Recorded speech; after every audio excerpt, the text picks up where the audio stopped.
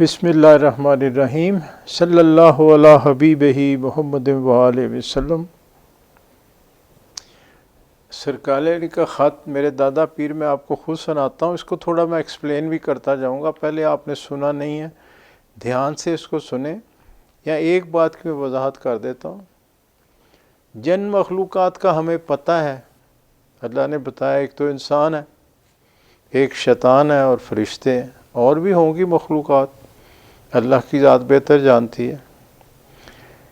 لیکن شیطان جو ہے، جب اس کو کہا تھا سجدہ کرو تو اس نے سجدہ نہیں کیا تھا، تو اللہ نے اسے دھتکار دیا، حالانکہ وہ فرشتوں کا سردار تھا تو جنات میں سے، لیکن اس نے عبادت اتنی کی تھی کہ اسے اللہ نے فرشتوں کا سردار بنا دیا تھا۔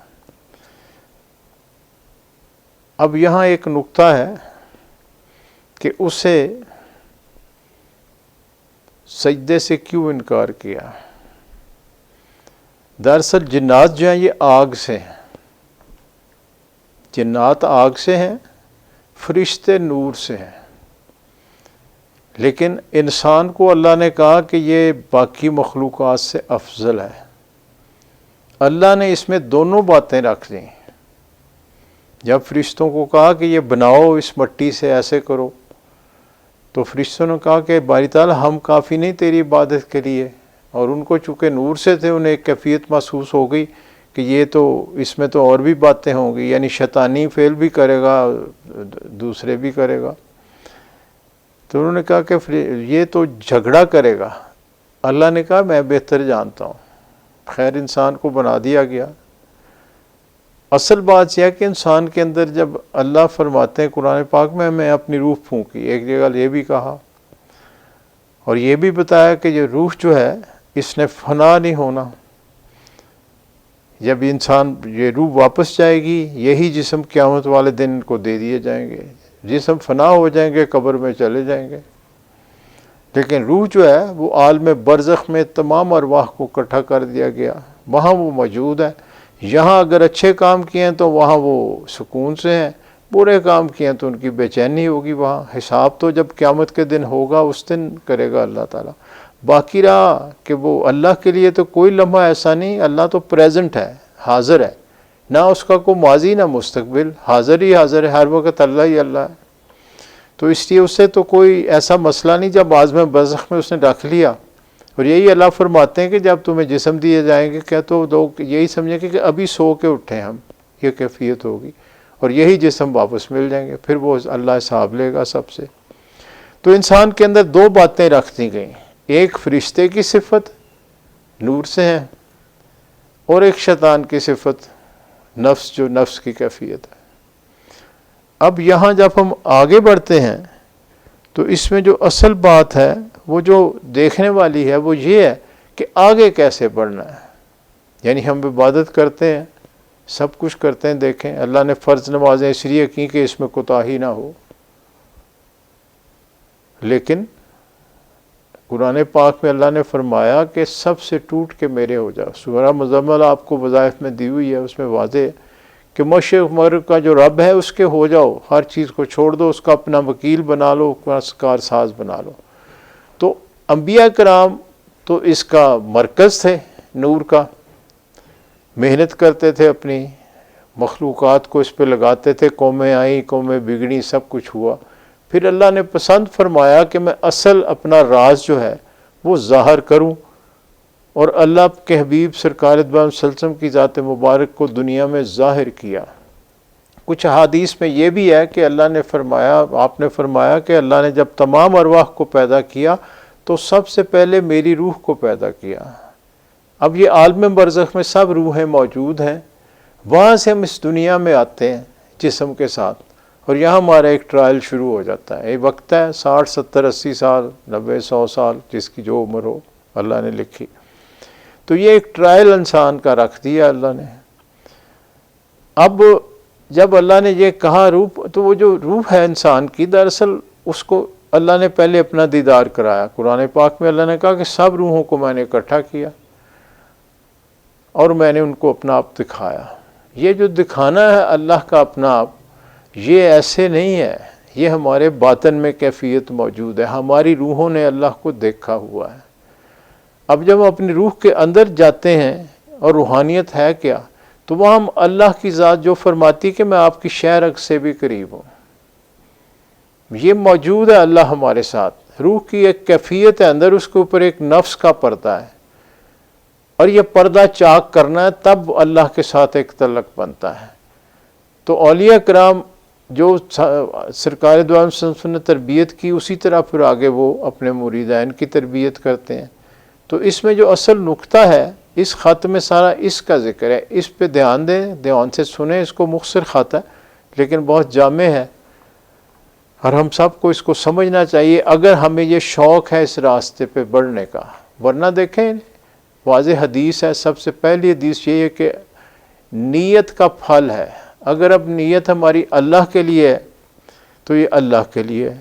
مثلا آپ صبح اٹھیں تو اللہ سے کہیں کہ میرا ہر چیز آج جو میں کروں گا تیرے لیے ہوگی، یہاں تک کہ میرا کھانا پینا ہر چیز۔ حالانکہ کھاتے پیتے آپ ہیں، سب کچھ آپ کرتے ہیں، لیکن اس کو اللہ کے ساتھ مختص کریں۔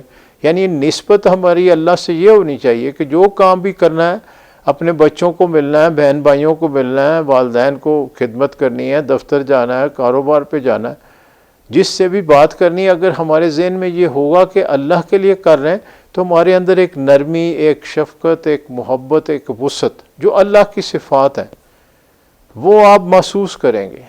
یہی اللہ نے فرمایا ہے، وہ حدیث مبارک ہے کہ جب تم میرا ذکر کرتے ہو میں تمہارے ہاتھ پاؤں کان آنکھیں بن جاتا ہوں۔ تو یہ سب اسی لیے ہے کہ ہم اس کو سمجھیں، اس شوق کو بڑھائیں۔ اس محفل کا مقصد بھی یہی ہوتا ہے، اسی لیے 11ویں شریف سے علیحدہ شروع کی تھے کہ اس میں ذرا تھوڑی ہم محنت کر لیتے تھے۔ اب حالات ایسے ہیں، اب یہاں ہم کر نہیں سکتے، ورنہ یہاں ہم کرتے تھے، دوست آتے تھے، بہنیں بھی، بیٹیاں دروشی پڑھتے تھے بیٹھ کے، بعد میں ذکر بھی ہوتا تھا، ٹائم کھلا ہوتا تھا۔ اب تو دیکھ لیں آج کل جو آپ کو سیاسی سرکس ہے اس کی وجہ سے یہ حالات کی، آگے بھی تھوڑا سا میں گزارش کر دیتا ہوں، آگے یہ حالات دنیا کے ٹھیک نہیں ہے۔ ایک تو یہ سیاسی حالات آپ دیکھتے ہیں، ان میں کوئی جنگی حالات دوسرے ملکوں سے بن سکتے ہیں، کچھ اور بھی ایسی چیزیں ہو جاتی ہیں، لیکن وباؤں کی کیفیت بہت ہے۔ یہ جو کرونا وائرس گئی ہے یہ ایک اور شکل میں پھر آ رہی ہے۔ چائنا میں تو یہ آ گئی ہے، پہلے بھی چائنا میں سب سے پہلے آ گئی، وانگ ان کا صوبہ تھا، اس میں شروع ہوئی تھی، اب وہاں پھر دوبارہ اسی علاقے میں پھر آئی ہے، اور وہاں وہ مخلوق پہ سختی کر رہے ہیں، لوگ قابو نہیں آ رہے ان کے، یعنی میں آ رہی ہیں ان کی ویڈیوز وہاں سے، لوگ تنگ پڑے ہوئے ہیں کہ یہ بار بار آتی ہے۔ پہلے تو لوگ پچھلی دفعہ تو کہنا مانتے رہے، حالانکہ چائنا میں تو بڑا سینٹرل کنٹرول ہے ہی پولیس کا کنٹرول سارا، فوج کا، لیکن اس کے باوجود لوگ اب بھی پروٹیسٹ میں، کیونکہ کاروبار ختم ہو گئے، چیزیں ختم ہو گئیں۔ تو یہ وبا پھر آہستہ آہستہ وہاں سے پھر نکلے گی، پھر دنیا میں اس نے، اب سردیاں آ رہی تو اگلی ویو آگے، اب جو موسم اب آ رہے ہیں یہ، تو اس میں کوئی پتہ نہیں کس ملک میں کب شروع ہو جائے۔ تو اس کی احتیاط تھوڑی رکھیں اپنے گھروں میں، ہر چیز باقی جو یہ ہم یعنی جو اس کی احتیاط کرتے ہیں اس کی احتیاط ہم سب کو رکھنی چاہیے، اس کا خیال رکھیں، اور جو یہاں محفلیں ہوتی ہیں ان میں شامل ہوں، بعد میں پھر اس پہ عمل کی کوشش بھی کریں۔ چلیں اب خط میں سناتا ہوں، سرکار عالی کا خط ہے، 22 جون 1938 کو انہوں نے لکھا۔ آپ کو پہلے بھی بتایا کہ آپ کے جو خاص مریدین تھے ان کو آپ ہدایت کرتے ہیں، ان میں اشرف خان صاحب تھے، ان کا مزار شریف بامبے کے پاس آگے بڑودہ میں ہے، کامل ہستی ہوئی ہیں۔ تو وہ جب بیعت ہوئے تو ان کو آپ جب تربیت کرتے تھے، دور تھے چونکہ آپ لاہور میں ہوتے تھے، دوست دور دور ہوتے تھے، پر خط کے ذریعے آپ ان کی راہبری کرتے تھے۔ برادر عزیز من، السلام علیکم، آپ کا خط ملا، خوشی حاصل ہوئی، اب کیا لکھوں اور کیا نہ لکھوں، خدا ہی بہتر جانتا ہے۔ میاں عبادت یا ذکر وغیرہ فقراء کے نزدیک کمزور دلی ہے، یعنی عبادت اور جو ذکر ہم کرتے ہیں یہ، یعنی فقراء کون ہوتے ہیں؟ اللہ کے ساتھ عشق کا راستہ لینے والے لوگ، جو فقیر بناتے ہیں، منگتے ہوتے ہیں، اللہ کی ذات کے منگتے ہوتے ہیں، یعنی ان کے لیے یہ کمزور ہے، اس سے آگے بڑھنا ہے، زبانیں ہلا لینا، وہ کر لینا، نماز پڑھی، ایسا کیا، دھیان ادھر ادھر، اور اس کی آگے پھر آپ نے اس کو بیان کیا کہ اس کو ٹھیک کیسے کرنا ہے۔ کہ حقیقت میں جب دل کا تعلق وابستہ نہ ہوگا، مقبولیت کا خاکہ پیدا نہ ہوگا، یعنی دل کا تعلق وابستہ نہ ہوگا، مقبولیت کا خاکہ پیدا نہ ہوگا۔ اب یہ تعلق کیسے بنانا ہے، آگے اس کی بات کی آپ نے۔ حضور قلب تب ہوتا ہے جب اپنے ہادی یا پیر کو حاضر و ناظر جانے۔ جیسے میں کہتا ہوں کہ مرشد کو ساتھ رکھیں، حضوری قلب تب پیدا ہوتا ہے جب اپنے ہادی یا پیر کو حاضر و ناظر جانے۔ یہ باتیں ادب سے حاصل ہوتی ہیں، یہ باتیں ادب سے حاصل ہوتی ہیں۔ یعنی اصل بات یہ ہے دراصل کہ یہ جو قلب کی کیفیت بدلتی ہے، یہ اللہ نے راستہ یہ رکھا ہے، ورنہ تو نبیوں کی ضرورت نہ ہوتی، اللہ ڈائریکٹ بھی لوگوں کو ہدایت دے سکتا تھا، ان کے دل نہیں، پسند فرمایا کہ سرکار دو عالم صلی اللہ علیہ وسلم کی ذات کے ذریعے سے آگے یہ پیغام دیا جائے۔ پھر آپ نے صحابہ کی تربیت کی، انہوں نے تابعین کی تربیت کی، انہوں نے آگے تبع تابعین، آگے اولیاء کرام، یہ تمام سلسلے پھر جاری ہوئے۔ اور یہ باطنی تربیت مرشد کے ذریعے سے ہوتی ہے، جب تک اس سے باطنی قلبی تعلق نہیں بنے، چونکہ اس کا قلب روشن ہے، اس کے پاس سے نام ہے۔ جیسے میں نے آپ کو بتایا کہ 7 درجے ہیں قلب کے، اپنی اپنی کیفیت ہوتی ہے اولیاء کرام کی، تو جب انہیں بیعت کی اجازت ہوتی ہے، سب ہوتی ہے، تو ان کے پاس ایک باطن میں ایک خاص انعام ہوتا ہے۔ مثال میں دیتا ہوں، میں نور سرکار پاک کی خدمت میں میری تربیت کرتے تھے، دکان پہ بیٹھا ہوتا، تو بعض دفعہ کوئی دوست آتے، آپ کہتے اس کو میں نظر سے ذرا گزار دو، کوئی بیوی بچے آ جاتے، ملتے، آپ دعا ہاتھ میں نہیں اٹھاتے تھے، آپ دعا ہوگی چلیں جی، وہ چلے گئے۔ اب میں ابتدا تھی، مجھے کچھ سمجھ نہ آئے، تو آپ نے مجھے کہا کہ بھائی محمود، ہمارے جیسے ڈاکٹروں کے پاس ایک ٹیکہ ہوتا ہے، ایک ہمارے پاس بھی ٹیکہ ہوتا ہے، وہ سرنج سے لگاتے ہیں، ہم نظر سے لگاتے ہیں۔ نظر سے مراد قلب کی جو کیفیت ہے، وہ دوسرے کی قلب اور روح پہ توجہ دیتا ہے مرشد، لیکن وہ تب ہوگا جب آپ اس کی توجہ حاصل کرنا چاہیں گے، آپ اپنی نسبت باطن میں اس کے ساتھ قائم کریں گے۔ تو اس میں یہی لکھا ہے کہ حضور قلب تب ہوتا ہے جب آپ اپنے ہادی یا پیر کو حاضر و ناظر جانیں، اور یہ باتیں ادب سے حاصل ہوتی ہیں اور بعد میں محبت سے حاصل ہوتی ہیں، جس سے انسان ہر چیز خاص کر جان تک پیر پر قربان کرنے کے لیے تیار ہو جاتا ہے۔ جب اس کو سمجھ آتی کہ یہیں سے مجھے ملنا ہے، تو پھر نیچرل، پھر وہ سب کچھ وہاں قربان کرنے کی کوشش کرتا ہے۔ بیٹا، ایسی عبادت خشک زہد کہلاتی ہے، یعنی یہ ظاہراً بڑی خشک ہے، آپ اس سے آگے نہیں بڑھ سکتے۔ آگے اب ایکسپلین کیا کہ عبادت تو شیطان نے بھی کی تھی، لیکن اسے کچھ ملا نہیں، چونکہ اس کے پاس عشق کی کیفیت نہیں تھی، اس کے باطن میں وہ بات نہیں تھی، وہ نور سے نہیں تھا، آگ سے تھا۔ انسان نور سے بھی ہے، اور ظاہر میں اس کے شیطان کو بھی اجازت دخل اندازی کی، تو اس لیے انسان اس لیے افضل ہے، فرشتوں سے بھی، جنات سے بھی۔ وہ جنات سے تھا، آگ سے تھا، اسے تو سمجھ ہی نہیں آئی کہ میں کیا کر رہا ہوں۔ سجدہ تو اس نے اللہ کی ذات کو کرنا تھا۔ وجہ یہ ہے کہ انسان کے جو سجدہ، انسان کو تو سجدہ نہیں تھا، وہ بتانا یہی تھا کہ اس کے اندر میں نے وہ کیفیت اپنی رکھ دی ہے، جو کوئی دیکھنا چاہے وہ اس کو دیکھ سکتا ہے۔ تمہارے پاس تو یہ آنکھیں نہیں ہیں، اور تم تو ساری عبادت اس لیے کرتے رہو کہ تمہیں سردار بنا دیا، تمہیں ایسے کر دیا، وہ تمہاری غرضیں تھیں، وہ پوری کر دیں۔ اب ہمارے اندر کیا ہوتا ہے؟ غرضیں ہی ہوتی ہیں جس کے لیے ہم عبادت کرتے ہیں، میرا یہ کام ہو جائے، میرا یہ کام ہو جائے، ایسے ہو جائے، ملتے بھی تو ایسے۔ نیت اللہ کے لیے، یعنی انسان کے اندر دو تو باتیں ہیں، اپنی نیت اللہ کے لیے کر لیں گے تو وہی کام آپ کے جو ہے اس میں اور بات ہو جائے گی۔ اگر آپ اپنی غرضوں کے لیے کریں گے تو وہ تو اللہ پوری کر دے گا، لیکن یہی اللہ نے واضح کہا، حدیث مبارک ہے کہ جب وہاں آؤ گے تو میں تمہیں دکھا دوں گا کون سی عبادت اپنے لیے کی ہے، کون سی میرے لیے کی ہے۔ تو عبادت کا اخلاص تو جو ہے عشق سے آتا ہے، اللہ سے عشق کیا جاتا ہے، اللہ سے ایک نسبت ایسی قائم کی جاتی ہے، اللہ کو سب سے افضل اور عزیز سمجھ کے اس سے تعلق بنایا جاتا ہے۔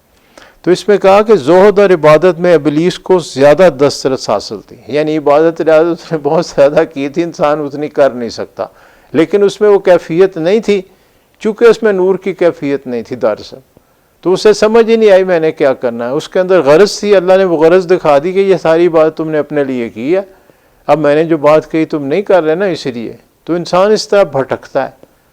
یہی شیطان ہمارے ساتھ کرتا ہے، وہی وہ کیفیت ہمارے اندر پیدا کرتا ہے کہ اس غرض کے لیے کام کر لیں، اس غرض کے لیے تعلق بنا لیں، اس غرض کے لیے عبادت کر لیں، اس غرض کے لیے وظیفہ پڑھ لیں۔ اس سے آگے جانا چاہیے۔ تعلق جب آپ کا بن جاتا ہے تو پھر آپ جب ہر کام اللہ کے لیے کریں گے تو باقی کاموں میں تو خود برکت آ جائے گی۔ اللہ کا نام برکت والا ہے، اللہ کا تعلق برکت والا، اور تو کسی چیز میں برکت ہو نہیں سکتی جب تک اللہ کا نام نہیں ہو۔ تو آگے فرمایا کہ بیٹا ایسی بات کا نام خوش زہد ہے، اور زہد و عبادت میں ابلیس کو زیادہ دسترس حاصل تھی۔ اب لب لباب اس بات کا یہ ہے کہ حضوری قلب کا ہونا ضروری ہے۔ حضوری قلب کے لیے اول ادب اور بعد میں حقیقت کی ضرورت ہے۔ حضوری قلب کا ہونا ضروری ہے۔ حضوری قلب کے لیے اول ادب اور بعد میں حقیقت کی ضرورت ہے، حتیٰ کہ ہر ایک چیز قربانی ہے، یعنی جو بھی آپ کا ہے وہ اللہ کے نام پہ آپ نے قربان کرنا، نیت یہ ہونی چاہیے۔ حضرت ابراہیم کی مثال آپ کے سامنے ہے، قربانی ہم دیتے ہیں نا تو کس بات کی نشانی؟ یعنی اللہ نے کہا کہ ٹھیک ہے قربانی دو، تو بیٹے کو رکھ دیا اللہ نے، دیکھیں وہ تھی، تو وہ اتنی بڑی مثال ہمارے لیے قائم کر دی، اور ہمیں کہا کہ یہ ابراہیمی مذہب ہے آپ کا، یعنی سرکار دو عالم صلی اللہ علیہ وسلم کی ذات مبارک کے ذریعے ہم تک اس قربانی کی بات پہنچائی گئی کہ سب کچھ میرے لیے کرو۔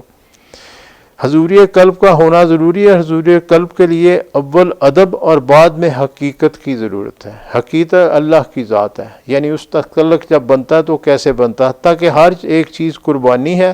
اب آپ خود ہی خیال فرمائیں کہ تمہاری اور ہماری عبادت کہاں تک قبول شدہ ہے۔ اب فیصلہ ہم سب نے کرنا ہے کہ جو ہم عبادت کرتے ہیں وہ کیسے قبول ہوگی۔ ہر چیز انوار یا نیک باتیں جو آپ دیکھتے ہیں یہ محض پیر کا ہی فیض ہے، یعنی جو مرکز آپ کا ہے وہاں سے آپ کو یہ انعام مل رہا ہے، چاہے ظاہری ہو باطنی ہو، یعنی باطن کی کیفیت ایسے یکسوئی ہو جانی چاہیے باطن میں تعلق جو ہے۔ اور تار کا سلسلہ ادھر سے آتا ہے، جہاں ذرا سا بھی شک آیا سلسلہ منقطع ہو جاتا ہے، کٹ جاتا ہے پھر، جس سے مرید کو نہایت مصیبت کا سامنا ہوتا ہے، بلکہ بعض دفعہ تو طالب کو پتہ ہی نہیں لگتا کہ اس نے کون سا قصور کیا ہے۔ اللہ تعالیٰ آپ کو نیک توفیق عطا فرمائے، آمین۔ والسلام، عرص ملسلہ، سرکار علی کا نام مبارک۔ خط ذرا مشکل ہے، میں نے خود اس لیے پڑھا، پہلی دفعہ پڑھا گیا، تھوڑا ایکسپلین بھی میں نے کر دیا۔ کوشش کریں جتنی بھی سمجھ آئے، نہ آئے تو آپ سوال کر سکتے ہیں جب مرضی، فون پہ کریں، ویسے کریں، شوق اپنا بڑھائیں، بس گزارش یہی ہے۔